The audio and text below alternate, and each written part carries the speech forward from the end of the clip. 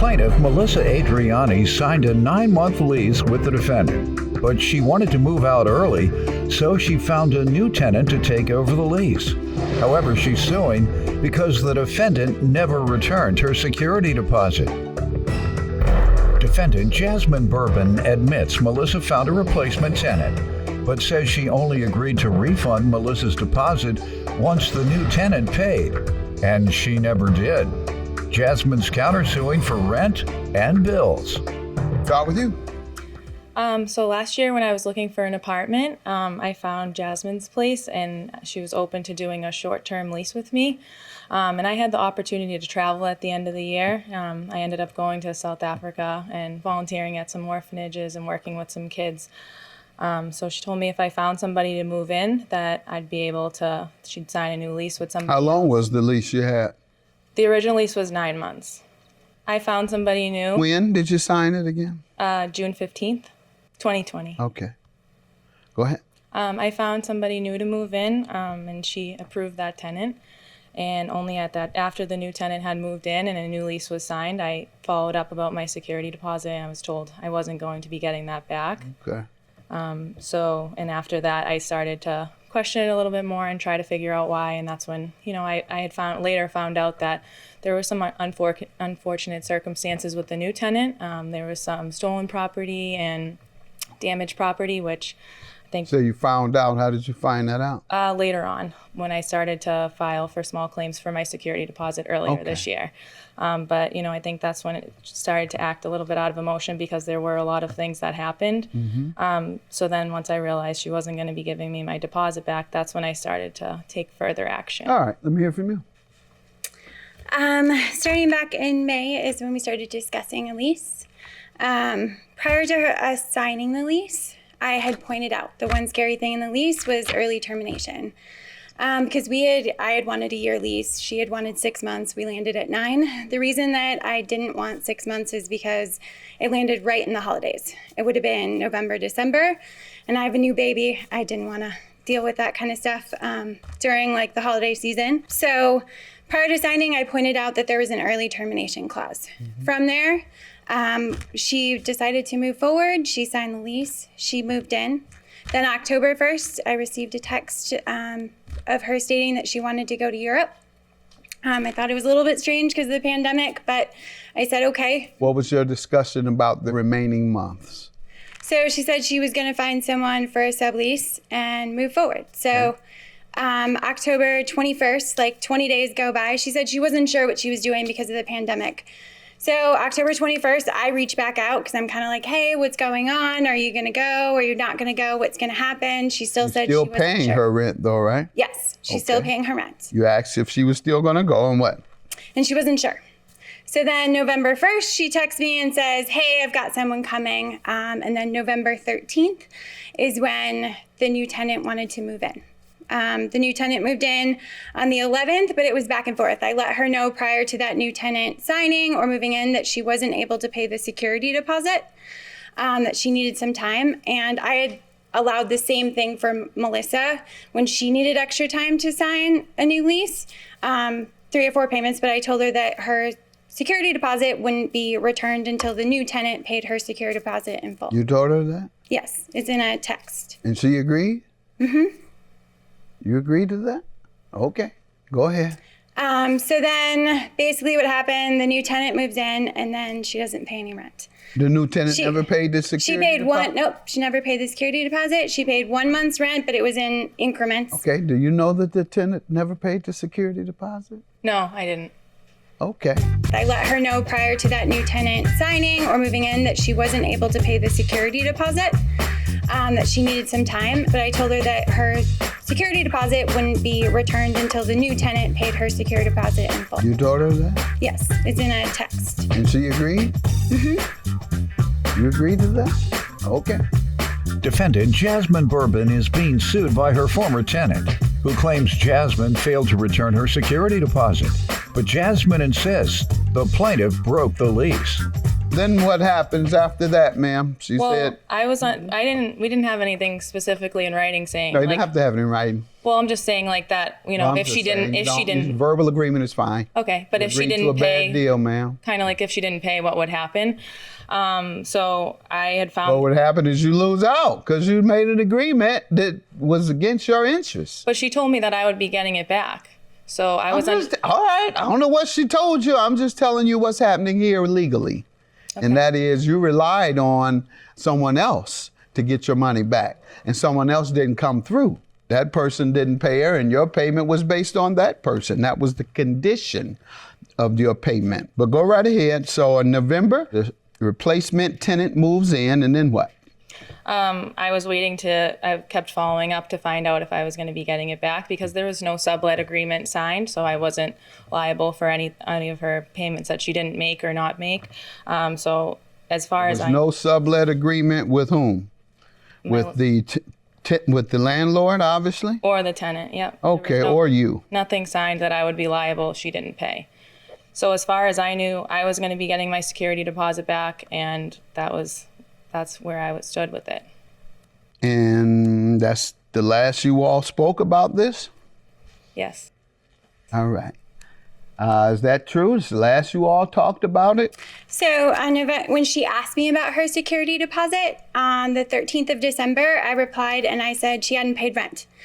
Letting her know that the sublet did not pay rent. She didn't pay her security deposit. I was trying to figure out what was going on.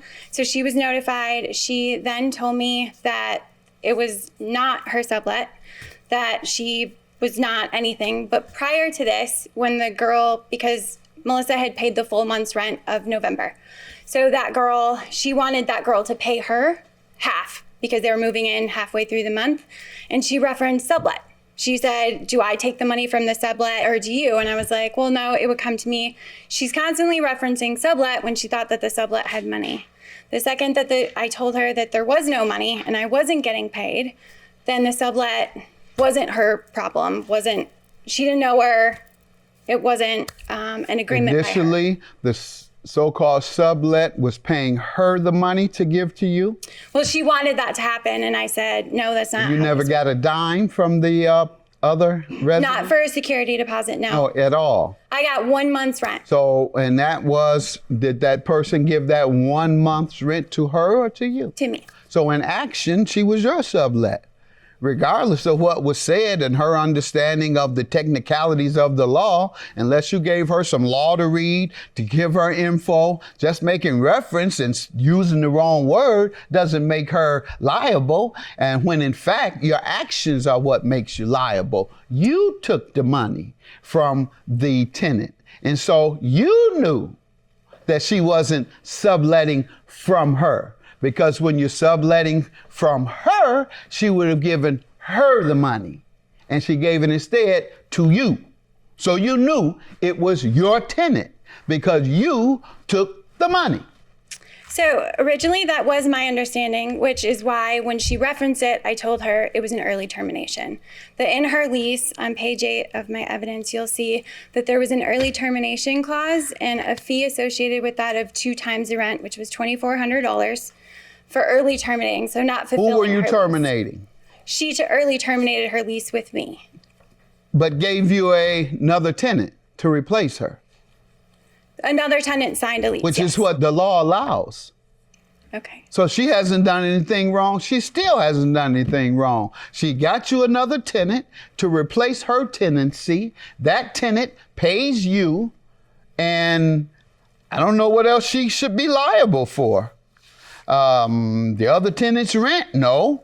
And why don't you think you owe for the security deposit? And that's the only reason is because the person didn't pay you, so you're not giving her hers, and you say that was an agreement that you all made, and she agrees that she made it. But the question becomes, did you ever intend to give the money to her if you never received it from the other tenant?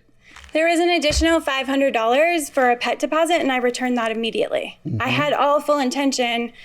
Like, if this had gone as planned, I would have absolutely. Like, if the other tenant had paid as promised, I gave her that $500 back immediately. What's the status of the property now?